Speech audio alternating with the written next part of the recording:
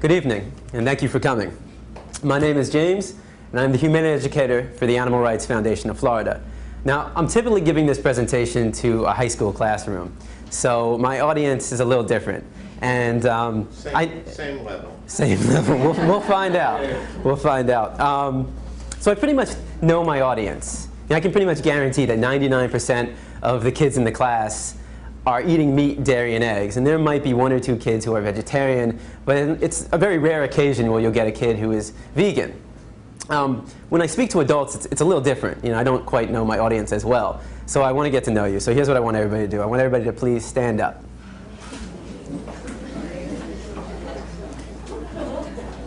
All right. Now, if you are vegan, meaning you choose not to eat any meat of the animal, no flesh of the animal, no cows, no chickens, no pigs, no turkey, and no fish, all right, surprise, surprise, a fish is not a vegetable, no dairy, no cow's milk, no cow cheese, no cow butter, no cow ice cream, and no eggs, please have a seat. So if you are vegan, please have a seat. Okay. Now, for the rest of you, you'll have to remain standing for the rest of the presentation. All right, now everybody have a seat. There's another benefit of talking to high school kids, and that's they're not afraid to participate in the presentation. They'll say whatever is on their mind, whether I like it or not. But with adults, it's a little bit harder. It's like pulling teeth. Now, this presentation is designed to be interactive, meaning I want you to actually participate. I want you to engage. I mean, think about the presentation. It's like a Rorschach test. Right? I show you a picture, and you tell me what you see. All right. So the maturity level is the same as high school students. It's a mushroom, people. All right. How many of you have ever seen the movie The Matrix? All right, so maybe more than half of us. Right, for those who haven't seen the movie The Matrix, there's a scene in the very beginning of the film where the main character is presented with 2 pills, one blue and one red, and he has to make a choice. If he chooses the blue pill, he'll fall asleep, and when he wakes up, everything will be exactly the way it's always been. If he chooses the red pill, he'll finally learn the truth. And I'm here today to give you that red pill. But let me make this very clear to you. I'm not here to tell you what to do. I'm not here to tell you how to think, how to feel, and I'm certainly not here to tell you what to eat. I'm simply here to provide you with information. Now, what you do with that information is solely up to you. So, what does the matrix look like? Let me show you. Now, despite what you might be thinking, these 2 circles are not equal. I repeat, these 2 circles are not equal. One is, in fact, larger than the other. What I need you to do is determine which one that is. So, please raise your hand if you believe the blue circle is larger than the red. All right. Please raise your hand if you believe the red circle is larger than the blue. All right, very good. Now, before I said anything about these 2 circles, what was your first instinct? Equal, right? Because they look equal. And the reason why they look equal is because, in fact, they are equal. These 2 circles are identical. Yet I got just about every one of you to raise your hand and say that they're not. So what did we learn?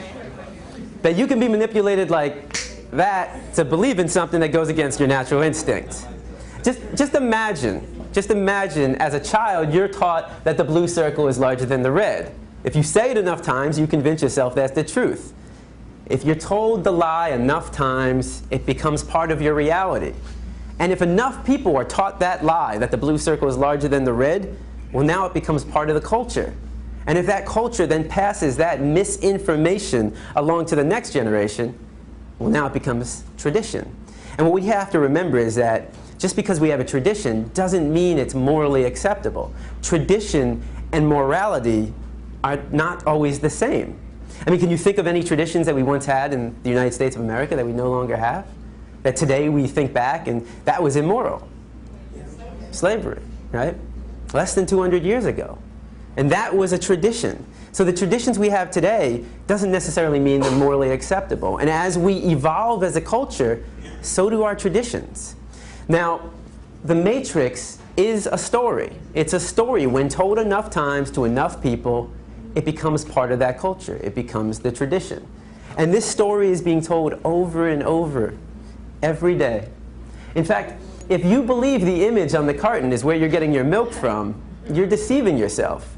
This is a fantasy. It only exists in your head.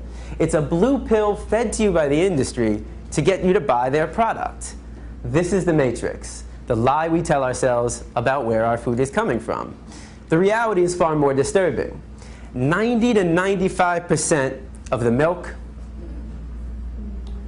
the meat, and the eggs that we consume in the United States are coming from these conditions. Now, this is called factory farming. This is where you take thousands of hens, pigs, and cows, you can find them into warehouses.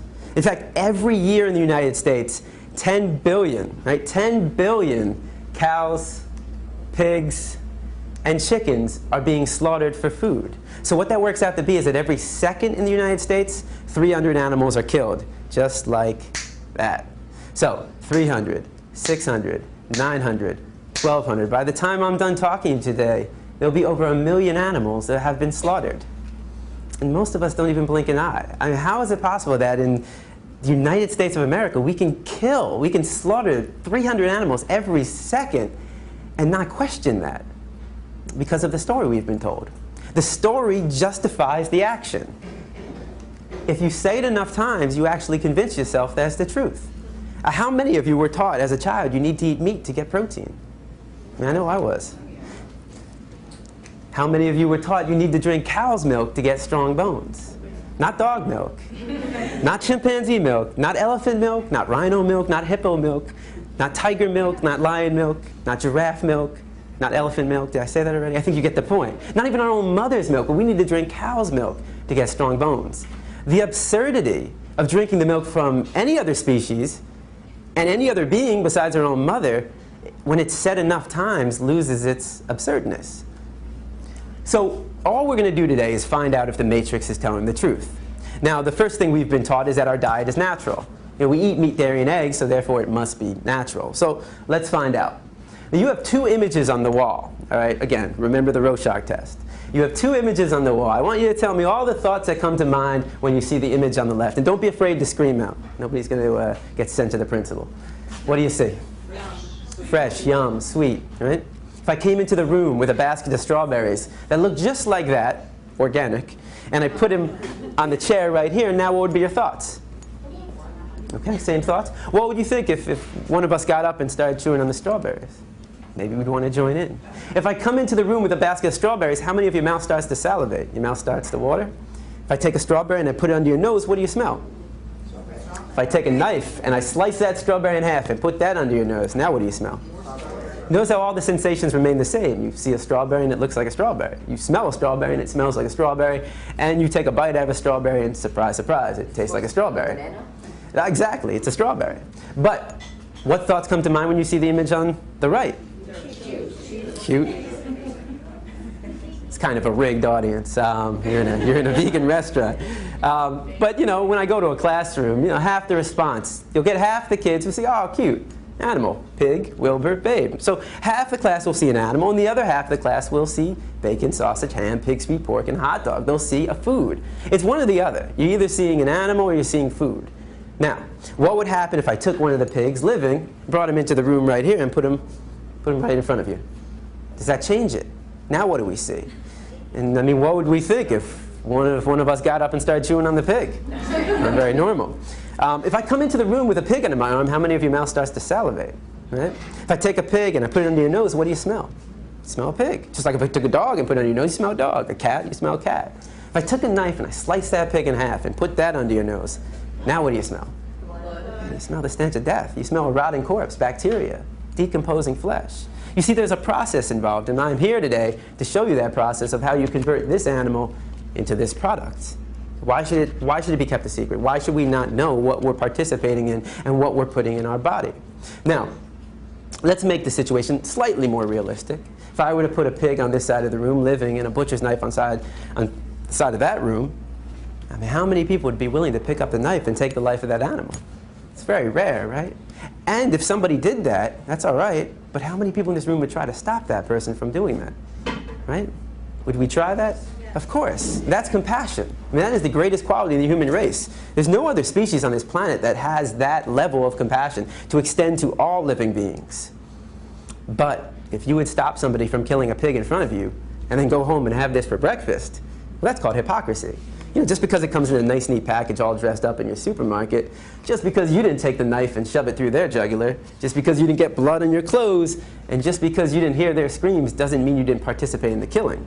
Every time we buy this product, we are supporting somebody else doing what we ourselves wouldn't want to do, what we ourselves wouldn't want to see, and what we ourselves wouldn't want to hear. Now, if you still see bacon sauce in the hand when I bring a pig into the room, what happens when I change it to, one sec. I'm supposed to like not, there we go. All right. All right. It's the common response. Now, I've never heard anybody say yum. Nobody ever sees dog feet, hot dog. So why not? Why don't we see a food? Well, we've been accustomed to view this animal as our pet. I mean, how many of you have a dog or a cat, right? How many of you have a pig? Not so much. All right, so, but there are other cultures. There are other cultures. Again, the cultural story for us is, this is your pet. In another culture, certain parts of the world, they eat cats and dogs. That's their culture. That's their story they've been told. And how do we feel about that? A lot of people think it's disgusting, right? I imagine every one of you probably thinks it's disgusting to eat a dog. Why would it be disgusting to eat this animal and not disgusting to eat this animal? Why would it be wrong to eat this animal and right to eat this animal? And most importantly, why would it be wrong to kill this animal and right to kill this animal? Culture. It's culture. It's the story. It's the matrix that we've been told. One culture sees this as a pet, this is a food. Another culture might see this as a pet, and this is a food. Another culture might see them both as food. Certain parts of India, the cow is sacred. They would never think about eating a cow in certain parts of India. Is that wrong? Is that unnatural? That's just the story they've been told. But culture is just a story. That's all it is. It's just make-believe. What I'm concerned with is what is natural to the human species. Because every culture has a different story. But you take somebody from Asia, Africa, South America, North America, Europe, and we're all the same species. We're all human beings. So let's take a 3-year-old from any country in the world, and you put that 3-year-old in a room, and you line up 5 animals in front of that 3-year-old. A pig, a dog, a cow, a cat, and a chicken. Do you think the 3-year-old is going to know which one to eat and which one to pet? What's the 3-year-old most likely going to do, or try to do? Play with them all. It's going to try to play with them all. The 3-year-old has to be taught, no, no, no, no. Don't play with him. Eat him. Play with him. Pet him. That's what we were taught. We didn't choose our diet. Our diet is a learned behavior. We were raised to perceive this animal as your pet and this animal as your food. But that's not the natural perception. The natural perception is that they're all of our companions. So our parents chose our diet based upon the cultural story. And if you have children, you base their diet on the cultural story being told, which is the same story. Now, let me give you another example. If you take a baby and you put a baby in a crib and you put on the right side a baby chick and on the left side an apple, which one do you think the baby's going to try to play with and which one do you think the baby's going to try to eat? Most likely, I put the inanimate object, in this case the apple, in his or her mouth. And if the baby, most likely will be piqued by the interest of the thing moving, in this case the thing being actually a living being in the chick. Now, if the baby tries to eat the chick, what's the chick going to do? It's going to run away or peck at him. Now, if you walked into a room with a baby in a crib, playing with an apple and chewing on the head of a live chick, what would you think of that baby? It's like demon baby? You can allow that demon baby to play with your baby, set up a play date? Probably not. So if it's not all right for a baby to cause harm to an animal, even when they don't know any better, why does it become more acceptable as we get older, when we do know the difference between an apple and a baby chick? The question is, do we find it acceptable to cause harm to an animal? Well, let's find out. If you don't walk outside right now and you saw somebody taking a baseball bat to a dog's head, what would you do? You take action. At the very least, you'd call the police because you recognize that as a violation of this animal's right to be free from harm. We're all given that right at birth. Every animal on this planet, whether it's a mammal, whether it's an amphibian, whether it's a bird, a reptile, a fish, an insect, we're all earthlings, human beings as well. We are all earthlings. And what do all earthlings have in common? 2 things. We all want to live. We all desire to live. That is what creates the equality in all of us. We all want to live. And the second thing is we all avoid pain. Those two things make us equal. From the largest land animal on earth, the elephant, to the smallest, the insect, the ant, and everything in between, from the dog, the pig, to the human being, we all desire to live, and we all avoid pain. Now, if you were to walk outside right now and you saw somebody taking a baseball bat to a pig's head, would your emotional response not be the exact same thing? Of course. Because the question for you is, what's the difference? What's the difference between the two? Right? Is there a difference? You might think one is cuter than the other, but that says more about you than anything about these two animals. You know, a lot of kids will say, well, the nose looks different. But I say, but they both got a nose to smell. Some kids will say, well, he's got hooves and he's got paws. I say they both got feet to walk and run. Some kids say, well, his ears are going up and his ears are flappy. They both got two ears to hear. They both got two eyes to see. They both got a heart to beat and a mind to think. And the reason why we would take action for both of them is because we recognize the equality between them and not the difference. Any difference is insignificant. The similarities, though, are striking. We know they're equal, yet every time we sit down for a meal, we create that separation. We create that inequality. It's just like we knew the two circles were equal, red and blue, but all it takes is somebody to tell you a story. Now, what we most importantly recognize is that all animals have feelings. But how do we know? I mean, how do we really know? Or how do we even know that humans have feelings? Well, I mean, of these feelings, what's most important to you? Happiness, right?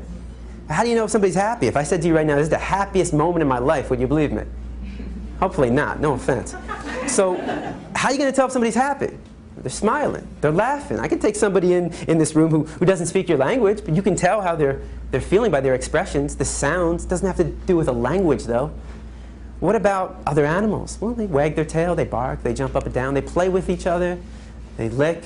So all these are signs of how they feel. What about pain, though? If I said to you right now, my right hand is killing me, would you believe me? I haven't given you any signs. It might, though. It might be killing me. There's only one person in this room who knows if it's actually killing me. That's me, of course. If I say, well, let's say I was to trip over my feet here, though, and nail my head against the side of this table, start bleeding profusely out of my head, and I'm screaming on the ground, would you believe I'm in pain? Of course, I'm showing the signs. Here's a test. You take your hand, you put it over a flame, what happens? Burns, right? What's your reaction? Pull back and scream. You take a dog's paw, put it over a flame. What's his reaction? Same thing. Pull back and scream. You take a pig's leg, put it over a flame. Same reaction. You take a dog, a pig, a cow, a chicken, a goat, a duck, a horse, a rat, a mouse, any animal that's living, put a body part of the flame, they all have the same reaction. You take a fish out of water, and what's their reaction? Start flopping around. Why? They can't breathe. You want to know what it feels like to be a fish out of water? Have your loved one put your head underwater and not let go. And it really wouldn't be your loved one, though, if they're doing that. That's what it feels like. Of course fish have feelings. They're not vegetables. If you take a vegetable, you take a plant, you take a strawberry, and you put it over a flame, and what happens? It melts. It doesn't have feet to run away. It doesn't have a mouth to scream, a nose to smell, eyes to see, ears to hear, a heart to beat, and a mind to think. And a lot of kids will like to give this one. Before you say, well, plants have feelings, they don't have a nervous system. They don't have a nervous system. Without a nervous system, they can't feel pain and happiness the way that animals and humans can. So the question is, when did we learn this? When did we learn that animals have feelings? Hopefully this isn't the first day that you learned this, right? When you were younger, right? And how did you learn it? Maybe you had a cat or dog. All you have to do is go outside and just experience any of the animals outside. And if they run from you, it means they're scared. If they come up to you, you probably have food or something and they want it. So we understand this through the experiences we have. In fact, think about the books that were read to you as a child, the songs you listened to, and how about the movies? Now think about the movies we show to our kids. What do all these movies have in common? What are they about? What kind of animals?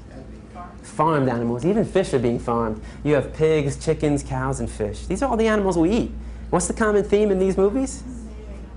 They're running. Yeah, they're being saved. No animal wants to die. No animal wants to be dinner on your plate.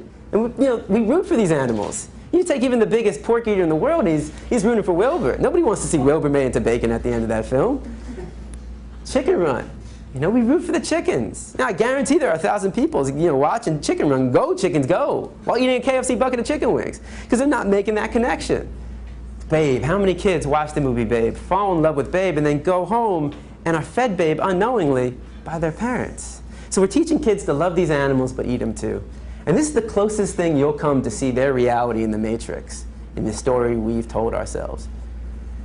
And most of the times, unfortunately, the closest thing we'll come to is in cartoon form. And what is it, by Pixar and Disney, nonetheless. But today we step outside the Matrix, and generally speaking, when I go into a high school classroom, I show Meet Your Meat. If you haven't seen this video, if you still are eating meat, dairy, eggs, fish, take a look at meat.org, meat.org, and you can see the conditions that these animals live in. Now, I'm not going to show you that. Every time I show it to adults, they just leave. They don't come back. So I'm going to show you a 3-minute video, again, by the same people that put on the first video, Farm Sanctuary.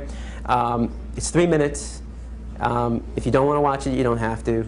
But this is where 90 to 95% of the meat, dairy, and eggs that we're consuming in the United States are coming from.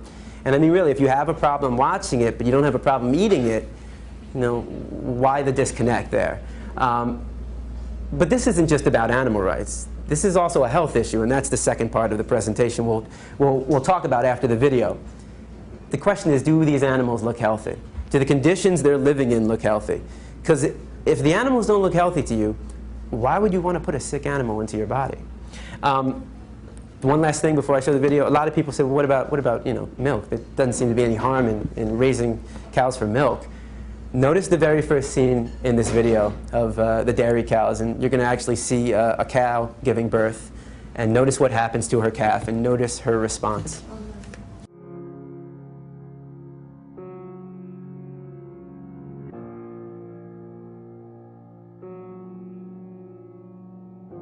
If I could talk to animals that are being confined and abused now in factory farms, I would say I'm sorry for what we're doing to you. I wish it wasn't this way, and I'm doing everything I know to stop it, and hopefully we will be able to stop it. There's not really a whole lot of good you can say. I mean, you just gotta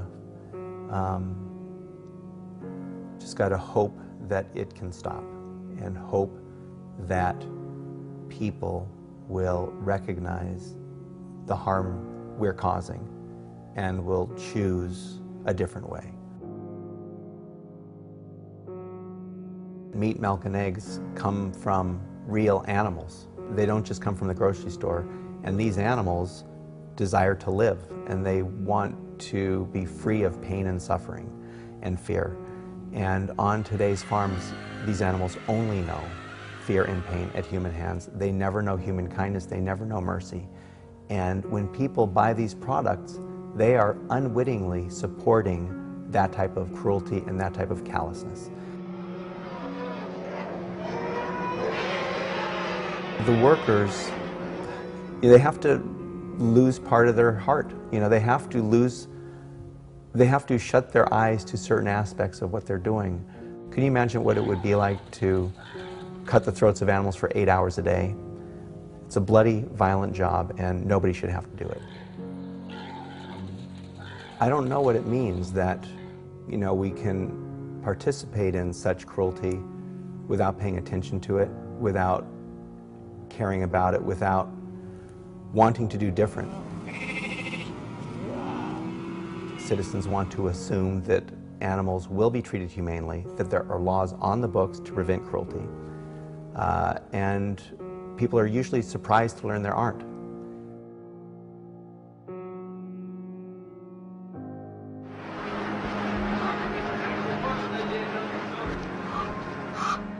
If people looked at what was happening, they'd be appalled. Most people would not support the type of abuse that has become common on factory farms.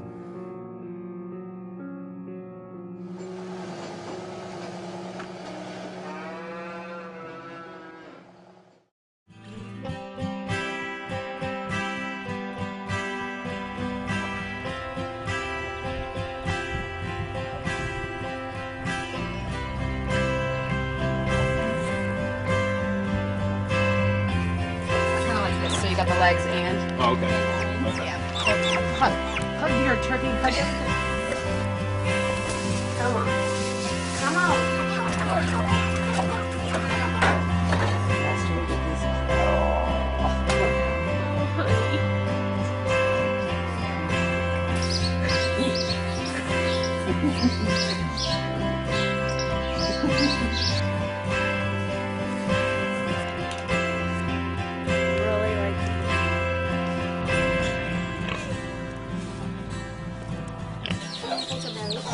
Look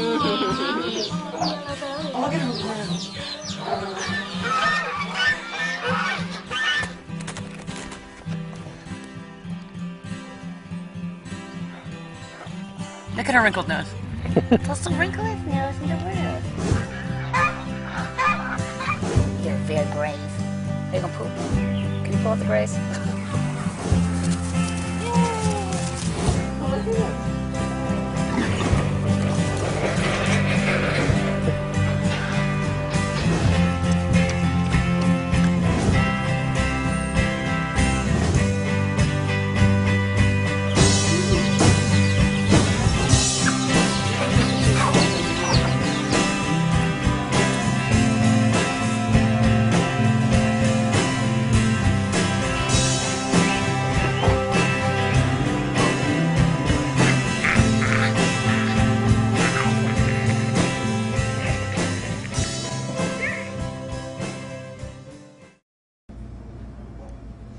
All right, so you know, the common response is, why is this happening? And there's a very simple explanation for why it does happen. If you were to walk outside right now, if you walk down US 1 and you walk further down, let's say you came to a restaurant that just opened up, right? They were serving cats and dogs. That was their main item on the menu. Now, how many of you would be out there right now protesting? I guarantee, before the day would be over, you would have that place shut down, right? Walk down the street, a few blocks down, you'll come to a steakhouse. I don't see anybody protesting. I don't see that place being shut down. Why? Because we've been taught to perceive this animal to be different from this animal. And veganism is simply changing your perception. That's it. That's all it is. You just change your perception. We don't have to participate in this. This is not necessary. A lot of people will say to me, well, what about, you know, if we just created better conditions? What I'm saying to you is it's not necessary to kill an animal. You don't have to kill animals. We don't have to drink their milk. We don't have to eat their eggs. It's just not necessary.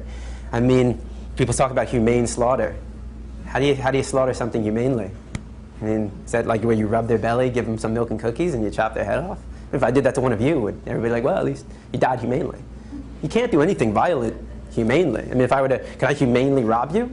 Humanely rape you? What does humane theft look like? Is that where I come up to you and I say, hey, I need you to do me a favor. I need you to come up here and take your wallet, put it on the table right here. Take all the credit cards, cash, everything, put it on the table right there. Pretty please, with a cherry on top. Would that be humane theft? I mean, would everybody be like, hey, if I'm going to get robbed, I want him to do it? He's pretty nice about it. Of course not. Nobody wants to be robbed. Nobody wants to be killed. Nobody wants to be raped. It's not necessary. Think about it this way. How many of you do not own a fur coat? Raise your hand if you don't own a fur coat. Yeah, that's what I thought. Why? Why don't you own a fur coat? Because it's cruel and unnecessary. Because it's cruel and unnecessary. What about if I said to you, you know what? We're going to take some minks, all right? We're going to raise them for, you know, fur coat. We're going to raise them, but we're going to, you know, give them a lot of room. We're going to cage free, free range, organic food. They're going to, you know, they're going to live like kings and queens. Until we kill them, of course. You know, after a few weeks, a few months, you know, they won't live to their natural age. But we're going to create humane fur. Would that be acceptable? Would you go out and buy a fur coat? No, because it's not necessary. A fur coat is not necessary, especially here in Florida, but it's not necessary anywhere. You don't need a fur coat to survive. You don't need to eat animals to survive. It's not necessary. It's just sugarcoating something, humane slaughter. So let's take a look at what we are participating in. This is a battery cage, right? It's literally the size of a milk crate, just like this. You take 4 to 6 hens, you put them in a crate this size, and you burn their beaks off. Why? Because in these conditions, they become aggressive. You know, it'd be like if I took everybody in the first and second row, put you in that corner, and sealed it off. Kept you there for, you know, 48 hours straight. I guarantee you're not going to remain friends for that long. You want more space. So they're denied the ability to do what's natural to them, spread their wings, forage. So how does the industry solve this problem? Cage free, free range. I mean, that sounds pretty good. Who in this room doesn't want to live free, right? This is a cage-free farm in Virginia. It's just a label. It's just a label. It makes us feel better about what we're participating in, but it means absolutely nothing to the animal.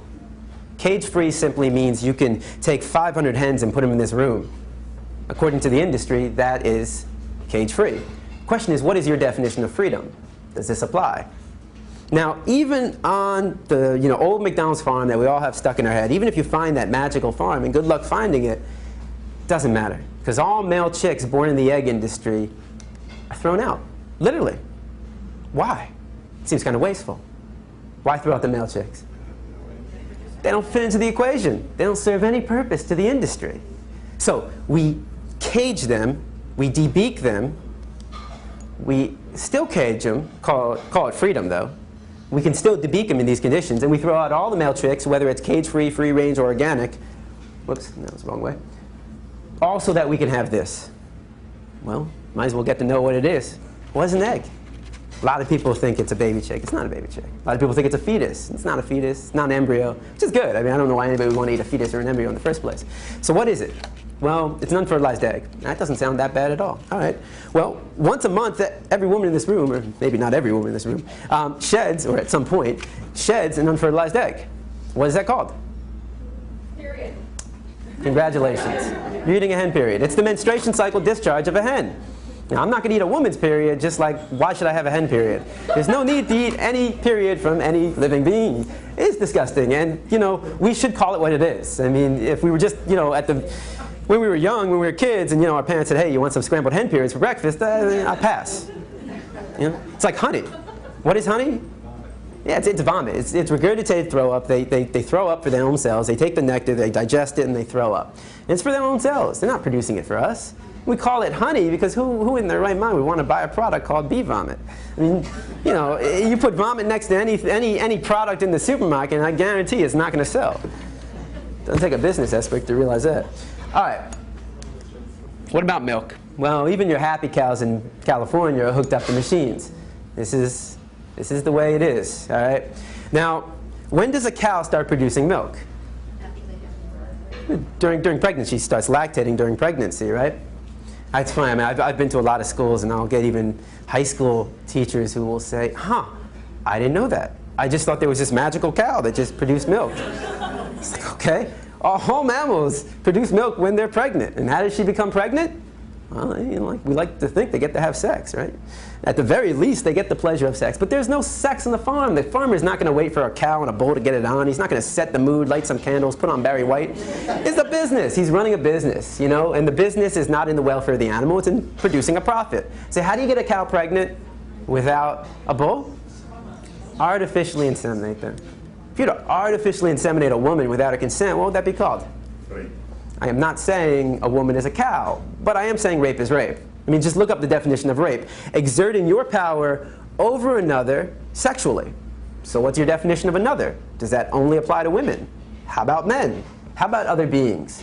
Well, now she's pregnant. She gives birth. What happens to her baby? All male calves born in the dairy industry, like if you were here in the beginning, the Saving Billy, all male calves born in the dairy industry are immediately taken away from their mother, chained by the neck to a crate, deprived of their mother's milk, fed an inefficient diet so that their body become anemic, so lack of iron. They will never be able to turn around, will never see the light of day. Every glass of milk supports this industry. And some people say, well, veal is the cruelest industry, or foie gras, where they shove a pipe down a duck's throat. I mean, cruelest industry. How do you put pain in some kind of okay, well, it's pretty bad right here, but it's not so bad here. Pain is pain. Suffering is suffering. Don't categorize it. This is all suffering for these animals. Why do they do that to the male calves? Just like the male chicks, they don't fit into the equation. They don't produce the milk. If you're drinking cow's milk, the only reason is because a calf chained to a box isn't. Now, what about the female calves? They too will be taken away from the mother. Why? Why would the female calf that will grow up to be like her mother, which is a constant cycle of impregnation, birth, and milking, why would she be taken away from the mother? Right, and we want the milk. How do you think it makes a cow feel to have her baby torn away from her? Anybody who's a parent, how would you feel if you had your baby torn away from you? All milk, whether it's organic, meaning they don't put in the hormones and the pesticides, doesn't matter. All milk is stress milk. That's not something you pasteurize out of the milk. It's part of it. It's part of it's like it's part of the meat, part of the cheese. It's part of what you're drinking. It's stress. Now, Biologically speaking, who was a cow producing milk for? Biologically speaking. The baby, not for us. Just like, you know, when your mom was pregnant with you, who was she producing milk for? It was for you. It wasn't your daddy, it wasn't the neighbor, it wasn't the dog or the cat, it was for you. All mammals produce milk for their young. Where do all these animals get their milk from? And when do they stop consuming milk? We're the only species on this planet to take the milk from another animal, and we're the only species on this planet to continue drinking milk after infancy. And if you really don't think it's that weird, because people say, well, you don't eat cheese. Cheese is just spoiled milk. You don't eat cheese. You don't drink cow's milk. That's extreme. That's crazy. Is it really that extreme to not take the milk from another animal? I mean, and if you don't think it's that extreme, if I brought a pregnant woman into the room right now, how many of you would want to drink her milk? You're not a baby. It is extreme. Now, if cow's milk is meant for a calf, if cow's milk is biologically meant for a calf, why would it be necessary for humans to drink? It's not. Cow's milk is no more necessary than drinking dog milk, chimp milk, pig milk, or elephant milk. The only milk you need was from your mother when you were a baby. You're not a baby anymore, and you're not a cow. You're not a calf. Well, what about if I said to you, you know, you're walking in Publix, Whole Foods, Winn-Dixie, maybe Winn-Dixie more likely, and you come across not cow milk, but chimpanzee milk. That's why I said Winn-Dixie. No offense to shop at Winn-Dixie. I can't picture, well, I don't know, maybe Whole Foods. But, all right, so chimpanzee milk, right? How many of you would buy it? Probably not, right? That's disgusting. Why would it be disgusting to take the milk from one animal, but not disgusting to take the milk from another animal?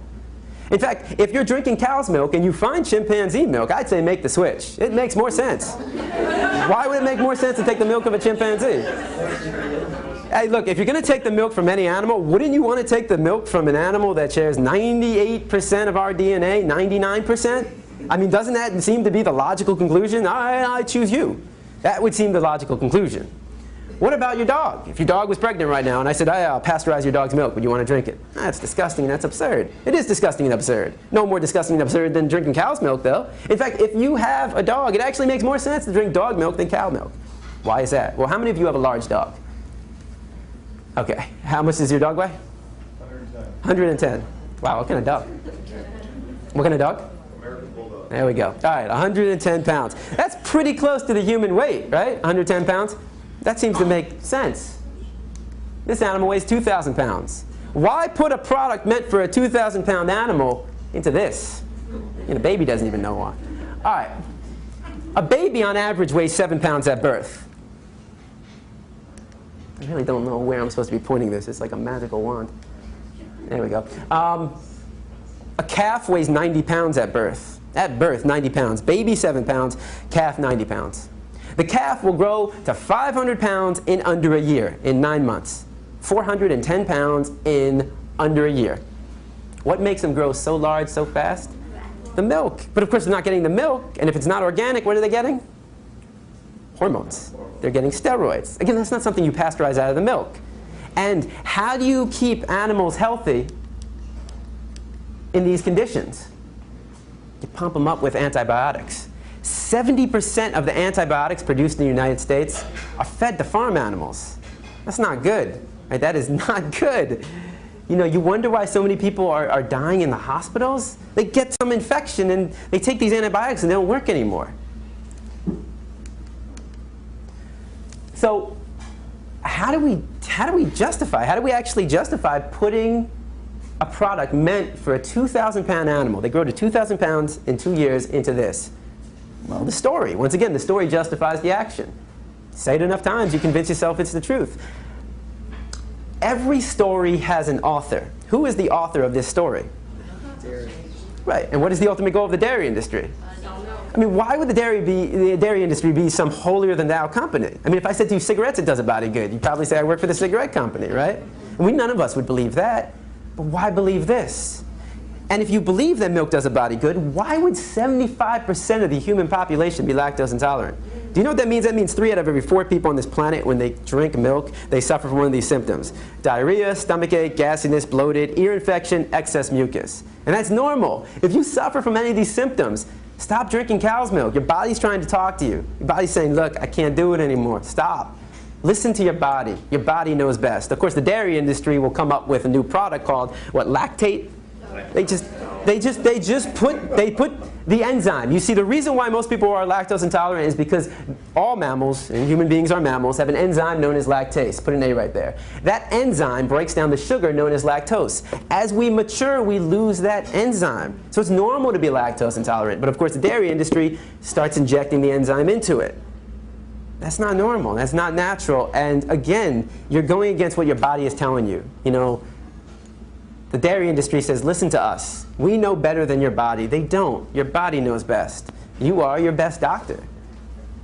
But it must be good for kids, though, right? I mean, because every school I've been into, elementary, middle, and high school, is all one product being served. What product is that? Milk. Well, what's the number one cause of food allergies among infants and children? Anybody want to take a wild guess? No shit.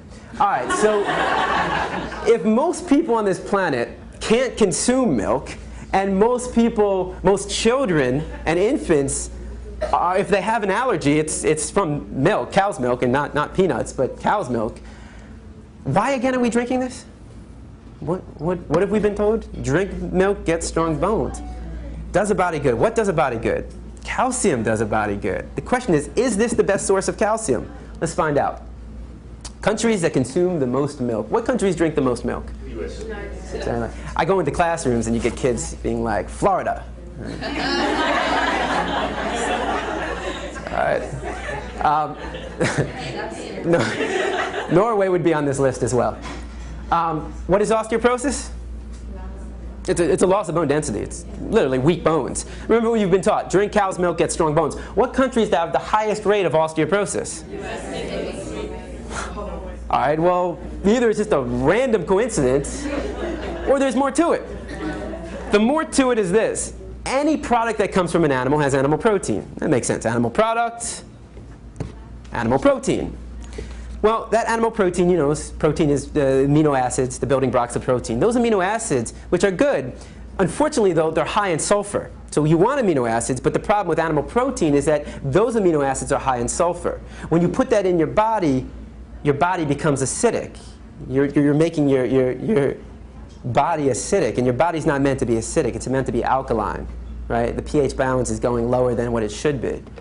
So how does your body compensate? Well, they have to neutralize the acidity. So what do? They start releasing calcium from the bones. So the more cow's milk you drink, according to these statistics, the weaker your bones can actually become.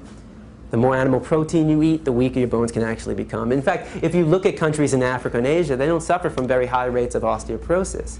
They also don't drink very much cow's milk, if none at all, and they also don't eat as much animal protein. Now, kids will say, yeah, but wait a second, what do I put on my cereal? Problem solved. The diet for you the chance to diagnose them, that's not the problem.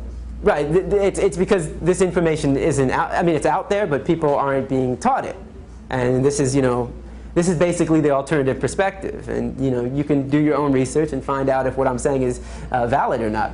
But I mean, you can go with these alternative milks. And a lot of people are like fake meats and fake milks. No, they're not fake, they're real, right? These are real products, and they come from plants. You have the soy milk, the almond milk, rice milk, coconut milk, oat milk. You can do hemp milk, high in protein. So these are alternatives that you can do.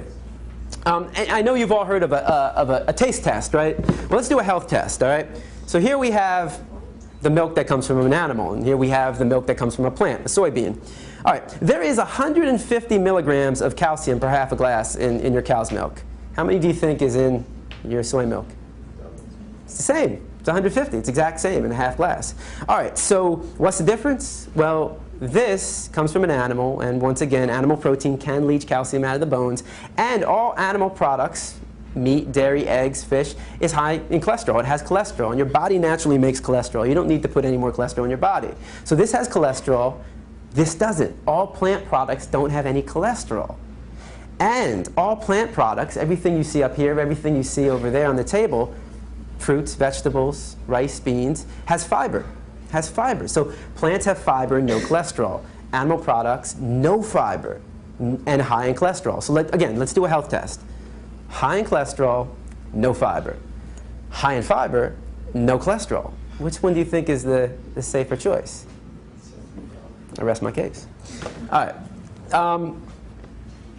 But you don't have to do this. I mean, human beings don't really need to drink anything besides water. I mean, that's really all we need to be drinking. You can have your orange juice and your apple juice, but we just need water. Now, again, this is for the cereal. But you can get all your calcium from plants. I mean, just think about it. What is the largest and strongest land animal on Earth? An elephant. Weighs 10,000 pounds. You know what his diet consists of? That's it. I don't know if he's eating spinach, but it's his plants. It's plants. You're going to tell an elephant that his bones look a little weak? And he needs to be drinking the milk of a cow? You get all your calcium from this.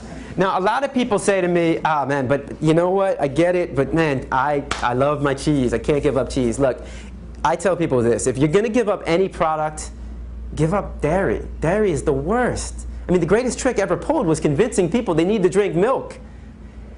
Dairy is the worst. In terms of the cruelty inflicted upon the animals, they suffer for a longer period of time, and it's just completely unnatural and unhealthy. It is unhealthy. And there's a reason why people love their cheese and their milk. It's meant to be addictive. I mean, just think about it. It might be hard. I can't remember. But, when we were younger, most likely we were nursing from our mother, right? From her milk. It has to be addictive. The child has to want to have more. Why? Because this is the greatest growth spurt in their life. This is the greatest growth spurt that you ever had when you were a baby drinking your mother's milk. Same for all other animals. And as we get older, our parents, including the animal parents, wean their children off of it. So you're supposed to desire it. You're supposed to want it, and then you get weaned off of it. They're selling a product. It's addictive. It's addictive. It has a chemical called casomorphine. When you digest it, that chemical is released. Casomorphine. Morphine. It makes you giddy. It makes you want more. It makes your brain think, eat more, eat more. And your body is saying, I can't digest it properly. So you are addicted. And then the first step to what recovery is to acknowledge it. 68% of all diseases in the United States are diet-related. This is a government statistic. What that means is that, especially when I talk to a high school class where my audience is, 99% eating meat, dairy, and eggs, if you don't change your food choices, you might become part of the statistic. I mean, it's what, 3 out of every 5 people. This is a government statistic. In fact, what are the leading causes of death in the United States? What are the top 3? Cancer, heart disease, strokes. Diabetes is number 6. All right? Every 40 seconds, somebody suffers a stroke in the United States. Right? That's the American Stroke Association. The American Heart Association says that every 24 seconds, somebody suffers a heart attack in the United States. And the Institute for Cancer Research says that every day, 3,400 people in the United States are diagnosed with cancer. Okay? 3,400 people every day, new people. How many people in this room know somebody or knew somebody who has or had cancer? Raise your hand. Take a look around you. Isn't it we find this a little disturbing? I mean, we might be living longer, but we're living longer with diseases that haven't been around, that they're more rampant than they ever have been. In fact, I've been reading that they say that the children today, the young generation today, will die at a younger age than their parents. Meaning that, if your parents live into 75, they might die at 70. And we're just going down. How is that possible? In fact, is the 68% coming from the image on the right or the left? Right. I mean, you ever heard of somebody suffering a heart attack because they ate too many fruits and vegetables? It's unheard of. A key to a healthy diet is a variety of foods and a variety of colors. How much variety do you really see? In fact, why is this causing most of the death and disease? Because despite what we've been told, despite what we've been taught, we look nothing like omnivores, biologically speaking. We don't look anything like carnivores. We look identical, biologically speaking, to our brother from another mother. We look like gorillas. We look like the great apes. We look like the horses, the cows, the giraffes, the elephants, the zebras. How so? Our teeth. Not my teeth, but canines. I love when people say, what about our canines? Really? You really think they're very sharp? I mean, if we had like sharp canines like our cats and dogs, I mean, if you really think you have canine teeth that are sharp, take a look at your cat or dog. I mean, would we be using knives and forks if we had these, right? We have more teeth. Why? We chew our food. Tonight when you're feeding your cat or dog, notice what they do. Limited chewing, mostly swallowing. Our jaw goes like this. We grind our food. Their jaw opens up wide. In fact, if you want to know what humane slaughter looks like, here it is. Look at the animal kingdom. The fastest land animal is the cheetah. It goes 70 miles per hour. Now a tiger can go about, I think it's about 35, 40 miles per hour. It's pretty quick. Then you have the deer, the antelope, the gazelle. Not as fast, right? So you have carnivores, tiger, cheetah, jaguar, and then you have the deer, antelope, and the gazelle. So herbivores, carnivores. Now the carnivores are quicker, but what's the difference here? We got on the right side, all right, I guess it would be your left side, the carnivores are all the track and field stars. Quick sprint, out of breath. They don't have very much endurance. On the left side, or again, the right side for you, this would be the herbivores, which don't have as much speed, but have more endurance. They are the cross-country runners. So what we like to assume, or maybe not we don't like to assume, but logic would say, okay, that the faster animal would always get his prey. But that's not the case. That's not the case, because you have track and field versus cross-country. So that means that the tiger is only successful in the hunt 20% of the time. That means 8 out of every 10 deer will escape the slaughter. So what kind of deer will the tiger be able to capture? The sick, the weak, the injured, the lost, the old, the young. This animal weeds out the weak. We're not doing anything like that. In fact, if we were meant to be on top of the food chain, don't you think we would have some claws to rip through flesh? I mean, if I brought a pig into the room and asked you to kill the pig with your claws, the pig would probably enjoy it more than anything else. And this is perhaps most important. Your intestines, and Simba will be my representative.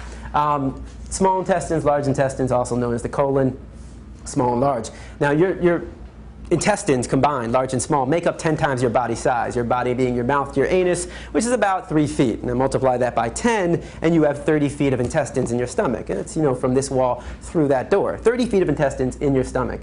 Carnivores, omnivores, it's about 3 to 6 times their body length. So let's say that Simba, it would be about, anywhere from 15 to 20 feet. 30 feet, 15 feet. Whose food gets traveled out quicker? Simba's, which is good, because you can call it bacon as much as you want, but once it's in your body, it's no longer bacon. It's decomposing flesh. It's bacteria. And it builds up, and they have, by the way, 10 times the amount of hydrochloric acid to break it down. So we don't even have the pH balance of the enzymes that break it down properly. So what happens? It leads to clogged arteries, which leads to heart disease, heart attacks, strokes, diabetes, high blood pressure, high cholesterol, and obesity. You ever heard of a tiger suffering from high blood pressure, high cholesterol, strokes, obesity? You know why these animals don't suffer from these diseases? Because they eat what's natural to their anatomy. When it comes to diet, we are the dumbest species on this planet. What do these two things have in common? Mercury. Mercury. In fact, there's a warning label. There's a warning label on fish. I don't know if you've ever seen it. You know what it says? Certain people should consume it, men or women. Pregnant women. All right. Hopefully it's not a pregnant man. All right. Pregnant nursing women, women who may become pregnant, young children should not eat the following fish, including tuna, because nearly all fish and seafood contain some amount of mercury, chemicals known to cause cancer, birth defects, and reproductive harm. What else does the government tell women not to consume when they're pregnant? Alcohol, cigarettes, and drugs. So basically, government's saying, hey, look, if you're thinking about becoming pregnant, lay off the drugs for a little bit and stop eating fish. If it can do that much harm to a woman, why would anybody want to consume it? And I mean, do I really need to, say, at this point, do any one of us want to touch any food that comes from the sea? I mean, all you got to do is turn on the news, open up a newspaper, and what do you see? Oil spill. Why? Why would you want to put this? I mean, here's how it works. You take a small fish in the Gulf right now, right? Very, very small fish. That small fish is inevitably going to swallow some oil. It's going to swim further out, maybe miles away from the spill, and will get eaten by a larger fish. And then that larger fish is now contaminated and will swim out even further. And that larger fish will then get eaten by even larger fish. Now that even larger fish is contaminated with oil. And then we catch that even larger fish, and then we eat it. Cooking the animal is not going to get rid of the oil. It becomes part of the meat. So why do we consume it, though? Why do we consume, this flesh of an animal? What have we been told? You need to eat meat to get protein. Protein, right? But how many grams of protein are we supposed to get? Does anybody know? 5 to 1 kilogram of body weight. Okay, in terms of grams per day? It'd be about, World Health Organization says 40 to 50, about that. 40 would be for the average female adult, 50 would be for the average male adult. But it's funny how we don't tell that to kids. I mean, I only learned this recently myself too. I mean, going through my whole life and never really bothering to find out, and nobody ever bothered to tell me. It's like, saying, here, have the keys to my car, go, pick up some stuff for me, go get my groceries. But I didn't teach you how to drive the car. teaching kids, you gotta eat it, but not teaching them how or how much. Now, again, let me show you how easy it is to get protein, all right, especially here in the United States. All right, your standard American diet for breakfast, you got your bacon, you got your cow's milk, and you got your hen periods. All right, how many slices of bacon would you want? Now, I know you might not eat bacon now, but how many slices do you remember as a kid, maybe? Maybe 2? Okay, each slice has 5 grams, 2 times 5. All right, how many eggs would you want? 2, each egg has 6 grams. So what do we got, 12 plus 10? 22, how many glasses of milk? 1 glass, each glass is 8 grams. So you are at what? 30. You're not even done with breakfast. That's not including the toast with cow butter you might put on it. So you're not even done with breakfast, and you're almost at the limit. The average American does not need to worry about getting enough protein. They need to worry about getting too much protein. That's why the United States has the highest rates of obesity in the entire world. All right? I mean, people all the time say, James, wait, you don't eat meat. Where do you get your protein from? Like all of a sudden, like, holy shit, like it's all of a sudden dawned on me, like, I have been without protein for the last 8 years. Let's go to McDonald's and get a Big Mac. Like I'm about to fall down or something or pass out. Have you ever heard of somebody in the United States suffering from a lack of protein and going to the hospital? It's unheard of. You know, it's funny, even dealing with kids, you know, I have a kid say, you know, I tried to go vegan for a day and I got really sick. It's like, what? It's like, you know, like people say, oh, I know somebody who was vegan who was sick. Really? I know tons of meat eaters who are sick. I mean, like, yeah, you can be an unhealthy vegan. What I'm telling you is it doesn't matter if you're eating meat, dairy, eggs, fish, or you're eating a plant-based diet. You should know what you're putting in your body. You should know how many grams of protein you're getting. You know the amount of iron, calcium that you're getting. And by the way, people say omega-3 from fish. You can get that from the seeds, the nuts. You can get that from other things. Flax seeds is a very good example. Think about this. These are the largest and strongest land animals on Earth. And what does their diet consist of? Plants. You're in good company if you're only eating plants. And what's so ironic about this is that the largest and strongest land animals, not only do they not just eat a plant-based diet, they also live the longest. I mean, this animal can live to 70 years. They can live to about 50 to 60 years. The gorilla about 50 years in the wild. And their diet consists of nothing but plants. I mean, you're going to tell any of them they're missing out in protein? I mean, this animal has 10 times the upper body strength of the average male adult. And where is he getting all his protein from? From this. His diet consists of roots, shoots, bamboo, and banana. He's getting all his calcium, all his iron, all his vitamins, all his minerals, the amino acids from this. You get everything. Everything. Here's the new food pyramid, all right? There's 2 things. Your body is like a machine, okay? Think of your body as a machine. You have to put the proper fuels in it to get it to work properly. If you don't put the proper fuels, it ain't gonna work.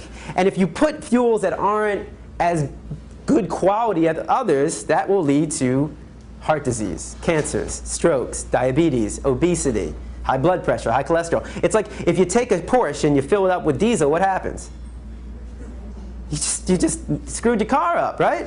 And I guarantee, what are people going to say to you when you say, hey man, I put diesel in my car today? You know what they're going to say to you? I guarantee they're going to say, what the fuck is wrong with you? No offense. When somebody puts a hamburger in their mouth, nobody's saying, what the fuck is wrong with you? Stop. Stop. All right? You get everything. All right? I know I said think of your body as a machine. Now think of your body as a house. I love analogies. Think of your body as a house, right? To build a house, you got to start with a foundation. You can't start with the roof. Here's the foundation. This is the foundation. This is where all of it starts. The fruits and vegetables. Keto, healthy diet, variety of foods, a variety of colors. You get everything from this, right? And then you build your walls with the legumes, the beans. And you got the whole grains, the wheat, the pasta, the spaghetti, the rice, the breads. And on top, your roof. You got your nuts and seeds.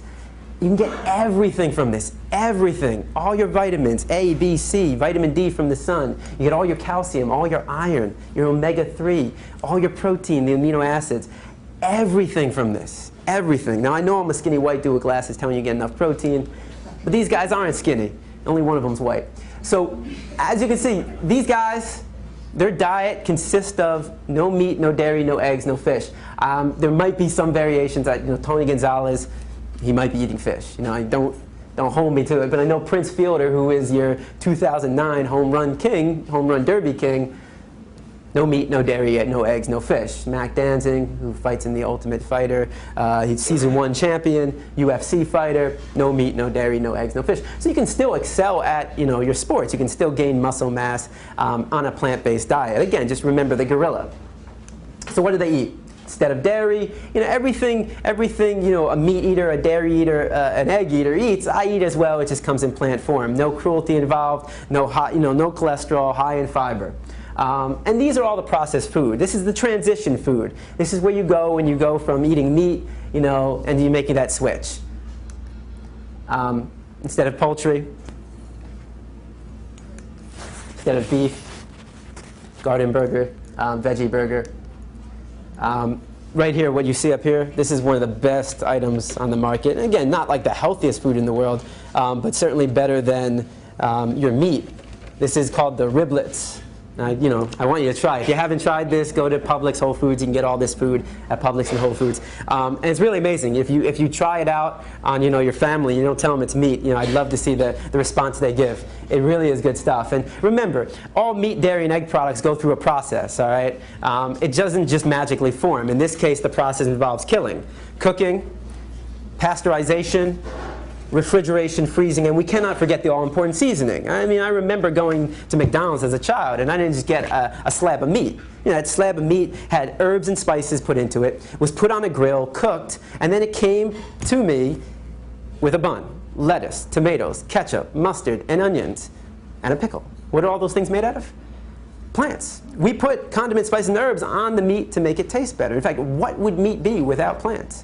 Just be a dead animal. Be a carcass on your plate. It would be no different from roadkill. So the word of the day is vegan. And a vegan is somebody who chooses not to eat any meat, dairy, eggs, or fish. And again, how is this extreme? How is it extreme not to be drinking the milk of any other species? How is it extreme not to be eating hen periods? How is it extreme to not be participating in a system that unnecessarily kills animals?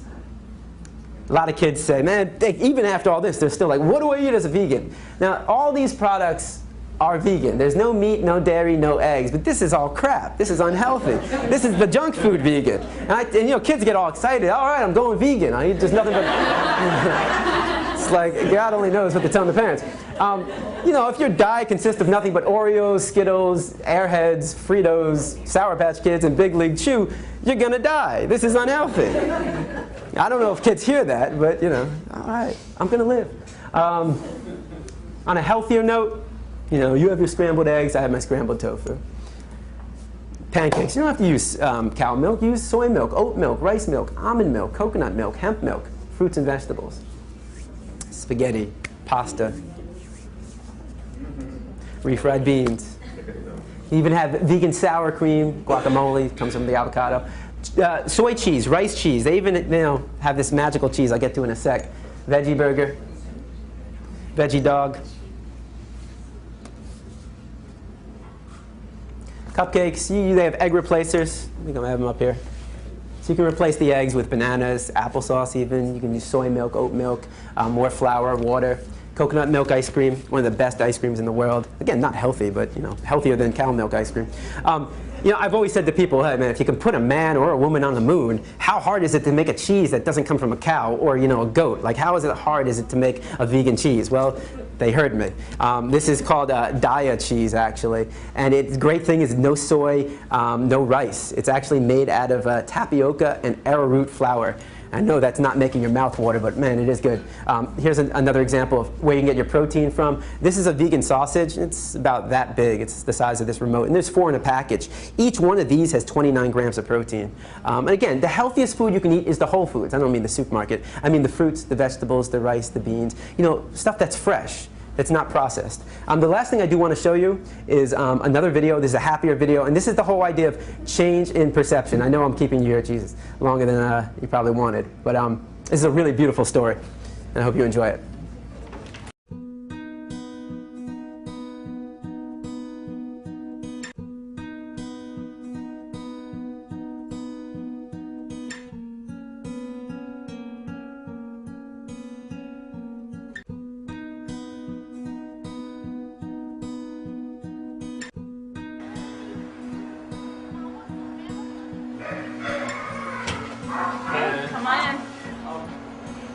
she is, beautiful girl.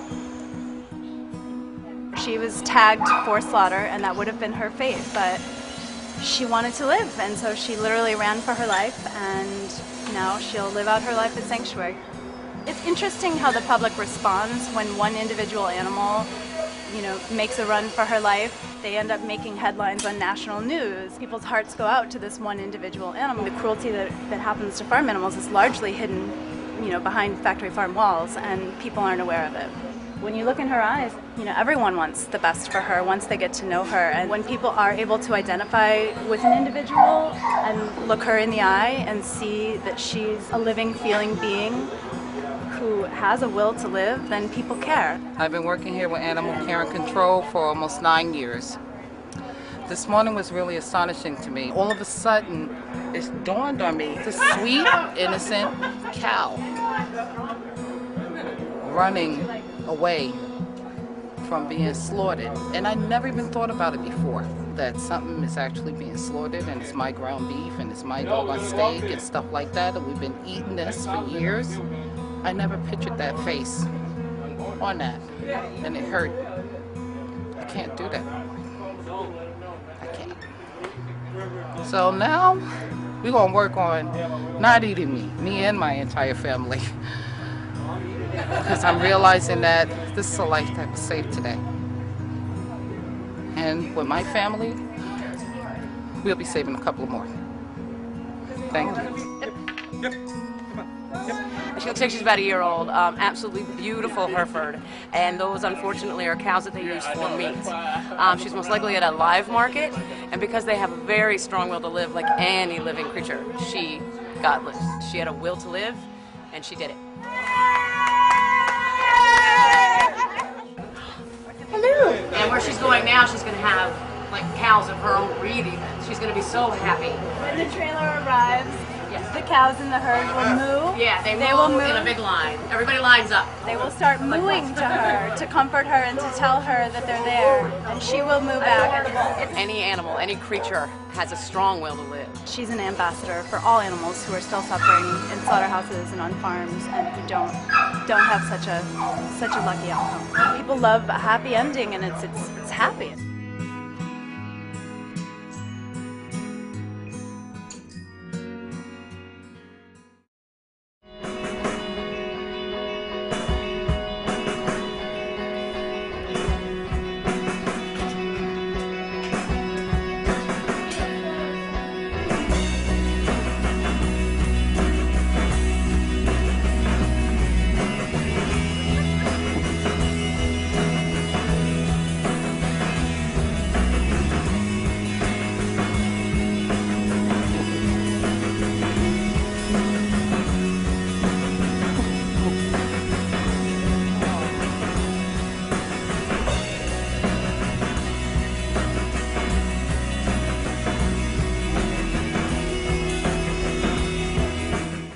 So I've seen that like 100 times and I still get goosebumps.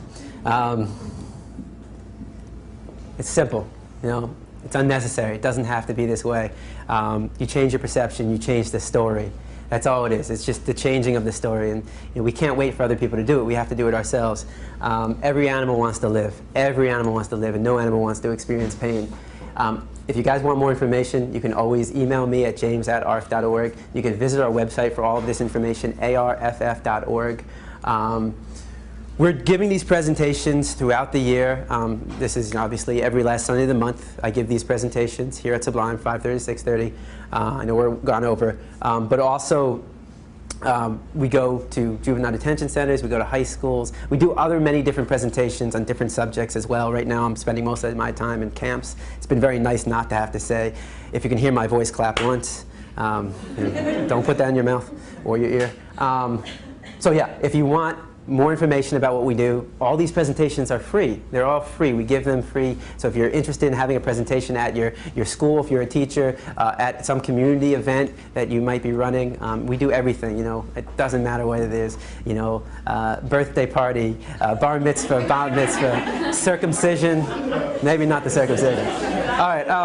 Also, I do want to say there's a lot of information out there. We have starter kits. We have why vegans, to talk about the ethical aspect of veganism.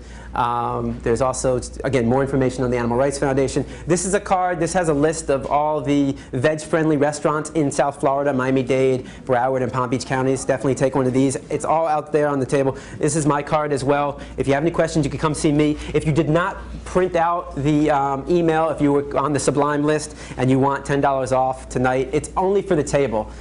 So yeah, I apologize for that, but it's for the table. So not everybody at the table gets it. It's just, or maybe no, you know what? I'm wrong. I'm totally wrong. It's for 2. So it's if you have a group of 4 people, you get 2 of these. And thank you guys for listening. I hope you enjoyed it.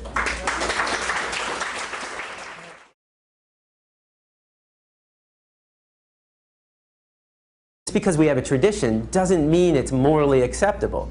Tradition and morality are not always the same. I mean, can you think of any traditions that we once had in the United States of America that we no longer have? That today we think back and that was immoral? Slavery, right? Less than 200 years ago. And that was a tradition. So the traditions we have today doesn't necessarily mean they're morally acceptable. And as we evolve as a culture, so do our traditions. Now, The Matrix is a story. It's a story. When told enough times to enough people, it becomes part of that culture. It becomes the tradition. And this story is being told over and over every day. In fact, if you believe the image on the carton is where you're getting your milk from, you're deceiving yourself. This is a fantasy. It only exists in your head. It's a blue pill fed to you by the industry to get you to buy their product. This is the Matrix, the lie we tell ourselves about where our food is coming from. The reality is far more disturbing. 90 to 95% of the milk, the meat, and the eggs that we consume in the United States are coming from these conditions. Now, this is called factory farming. This is where you take thousands of hens, pigs, and cows, you confine them into warehouses. In fact, every year in the United States, 10 billion, right? 10 billion cows, pigs, and chickens are being slaughtered for food. So what that works out to be is that every second in the United States, 300 animals are killed, just like that. So 300, 600, 900, 1,200. By the time I'm done talking today, there'll be over 1 million animals that have been slaughtered. And most of us don't even blink an eye. I mean, how is it possible that in the United States of America, we can slaughter 300 animals every second and not question that? Because of the story we've been told. The story justifies the act.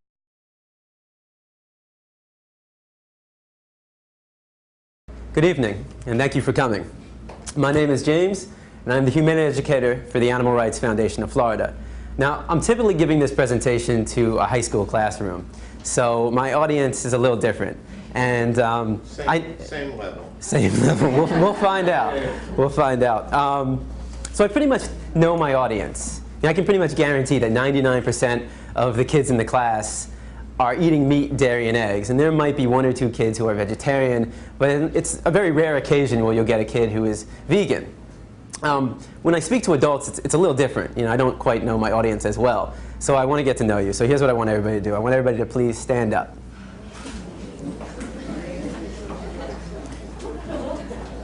All right. Now, if you are vegan, meaning you choose not to eat any meat of the animal, no flesh of the animal, no cows, no chickens, no pigs, no turkey, and no fish, right? Surprise, surprise, a fish is not a vegetable. No dairy, no cow's milk, no cow cheese, no cow butter, no cow ice cream, and no eggs, please have a seat.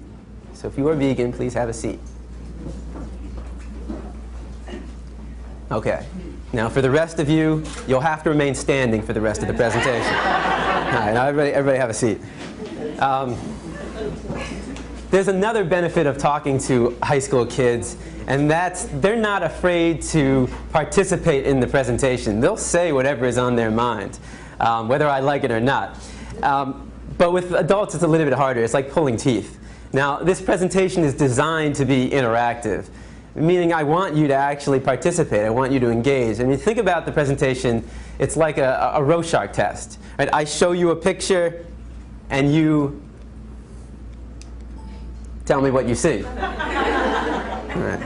So the maturity level is the same as high school students. It's a mushroom, people. All right. How pig, Wilbur, babe. So half the class will see an animal, and the other half of the class will see bacon, sausage, ham, pig's feet, pork, and hot dog. They'll see a food. It's one or the other. You're either seeing an animal or you're seeing food.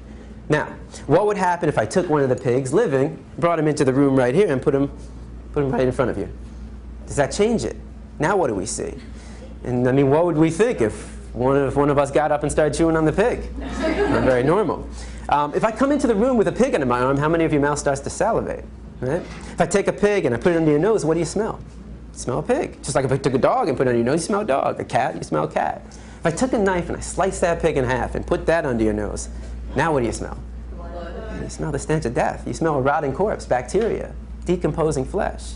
You see, there's a process involved, and I'm here today to show you that process of how you convert this animal into this product. Why should it be kept a secret? Why should we not know what we're participating in and what we're putting in our body? Now, let's make the situation slightly more realistic. If I were to put a pig on this side of the room living and a butcher's knife on the side of that room, I mean, how many people would be willing to pick up the knife and take the life of that animal? It's very rare, right? And if somebody did that, that's all right, but how many people in this room would try to stop that person from doing that, right? Would we try that? Of course. That's compassion. I mean, that is the greatest quality in the human race. There's no other species on this planet that has that level of compassion to extend to all living beings. But if you would stop somebody from killing a pig in front of you and then go home and have this for breakfast, well, that's called hypocrisy. You know, just because it comes in a nice, neat package all dressed up in your supermarket, just because you didn't take the knife and shove it through their jugular, just because you didn't get blood on your clothes, and just because you didn't hear their screams doesn't mean you didn't participate in the killing. Every time we buy this product, we are supporting somebody else doing what we ourselves wouldn't want to do, what we ourselves wouldn't want to see, and what we ourselves wouldn't want to hear. Now, if you still see bacon, sausage, and ham when I bring a pig into the room, what happens when I change it to... How many of you have ever seen the movie The Matrix? All right, so maybe more than half of us. All right, for those who haven't seen the movie The Matrix, there's a scene in the very beginning of the film where the main character is presented with two pills, one blue and one red, and he has to make a choice. If he chooses the blue pill, he'll fall asleep, and when he wakes up, everything will be exactly the way it's always been. If he chooses the red pill, he'll finally learn the truth. And I'm here today to give you that red pill. But let me make this very clear to you. I'm not here to tell you what to do. I'm not here to tell you how to think, how to feel, and I'm certainly not here to tell you what to eat. I'm simply here to provide you with information. Now, what you do with that information is solely up to you. So, what does the matrix look like? Let me show you. Now, despite what you might be thinking, these two circles are not equal. I repeat, these two circles are not equal. One is in fact larger than the other. What I need you to do is determine which one that is. So, please raise your hand if you believe the blue circle is larger than the red. All right. Please raise your hand if you believe the red circle is larger than the blue. All right, very good. Now, before I said anything about these two circles, what was your first instinct? Equal, right? Because they look equal. And the reason why they look equal is because, in fact, they are equal. These two circles are identical. Yet I got just about every one of you to raise your hand and say that they're not. So what did we learn? That you can be manipulated like that to believe in something that goes against your natural instinct. Just imagine as a child you're taught that the blue circle is larger than the red. If you say it enough times, you convince yourself that's the truth. If you're told the lie enough times, it becomes part of your reality. And if enough people are taught that lie, that the blue circle is larger than the red, well, now it becomes part of the culture. And if that culture then passes that misinformation along to the next generation, well, now it becomes tradition. And what we have to remember is that if you say it enough times, you actually convince yourself that's the truth. How many of you were taught as a child you need to eat meat to get protein? I know I was. How many of you were taught you need to drink cow's milk to get strong bones? Not dog milk, not chimpanzee milk, not elephant milk, not rhino milk, not hippo milk, not tiger milk, not lion milk, not giraffe milk, not elephant milk. Did I say that already? I think you get the point. Not even our own mother's milk, but we need to drink cow's milk to get strong bones. The absurdity of drinking the milk from any other species and any other being besides our own mother, when it's said enough times, loses its absurdness. So all we're going to do today is find out if the matrix is telling the truth. Now, the first thing we've been taught is that our diet is natural. You know, we eat meat, dairy, and eggs, so therefore it must be natural. So let's find out. Now, you have two images on the wall. All right, again, remember the Rorschach test. You have two images on the wall. I want you to tell me all the thoughts that come to mind when you see the image on the left. And don't be afraid to scream out. Nobody's going to get sent to the principal. What do you see? Fresh, yum, sweet, right? If I came into the room with a basket of strawberries that looked just like that, organic, and I put him on the chair right here, now what would be your thoughts? Okay, same thoughts. What would you think if one of us got up and started chewing on the strawberries? Maybe we'd want to join in. If I come into the room with a basket of strawberries, how many of your mouth starts to salivate? Your mouth starts to water? If I take a strawberry and I put it under your nose, what do you smell? If I take a knife and I slice that strawberry in half and put that under your nose, now what do you smell? Notice how all the sensations remain the same. You see a strawberry and it looks like a strawberry. You smell a strawberry and it smells like a strawberry. And you take a bite out of a strawberry and surprise, surprise, it tastes like a strawberry. Exactly, it's a strawberry. But what thoughts come to mind when you see the image on the right? Cute. It's kind of a rigged audience. You're in a vegan restaurant. But you know, when I go to a classroom, you know, half the response, you'll get half the kids who say, oh, cute, animal.